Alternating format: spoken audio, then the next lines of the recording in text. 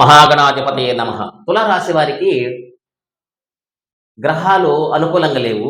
రవిగ్రహానికి చక్కటి పరిహారం చెబుతున్నాను. వ్యయస్థానంలో రవిగ్రహం ఉన్నాడు అంటే ధనధాన్య నష్టం కలిగిస్తాడు. అపనిందలు వస్తాయి. ఉన్న ఉద్యోగం పోవటానికి ఎక్కువ అవకాశాలు ఉన్నాయి. కొన్ని నష్టాలు కలగటానికి మీకు ఎక్కువ అవకాశాలు ఉన్నాయి కాబట్టి ఆ గ్రహానికి పరిహారం చెబుతున్నా, తప్పకుండా చేసుకోండి.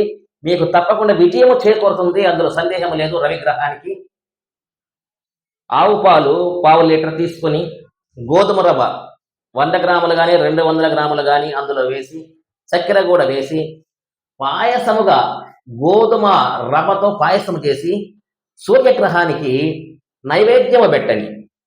సూర్యగ్రహానికి నైవేద్యం పెట్టి ప్రతిరోజు పెట్టినా చాలా శుభం కలగటానికి అవకాశం ఉన్నది.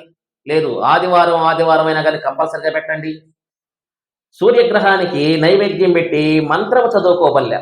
ఓం నమో నారాయణాయ ఆదినారాయణాయ సూర్యదేవాయ నమో నమః అని నమస్కరించి ఒక పత్రమును ఒక ఆకులు స్వామివారికి నైవేద్యం సమర్పించి నమస్కారం చేసుకొని ఈ విధంగా మీరు ప్రతిరోజు కంటికి వచ్చేసినా చాలా శుభం కలుగుతుంది. మీకుండే వ్యాపార వ్యవసాయ ఉద్యోగములో సూర్యగ్రహము రాజకీయ రంగం కూడా బాగా వృద్ధి కలిగిస్తుంది. మనం చేసే వృత్తి వ్యాపారంలో మంచి డెవలప్మెంట్ బాగుంటుంది. చక్కటి డెవలప్మెంట్ ఉంటుంది.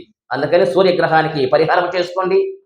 మీకు తప్పకుండా విజయం చేకూరుతుంది. అందులో సందేహం లేదు. ఆవు పాలు గోధుమ రవ్వ నీళ్లు మాత్రం పోయకూడదు. అందులో బాదం పప్పు జీడిపప్పు వేయకూడదు.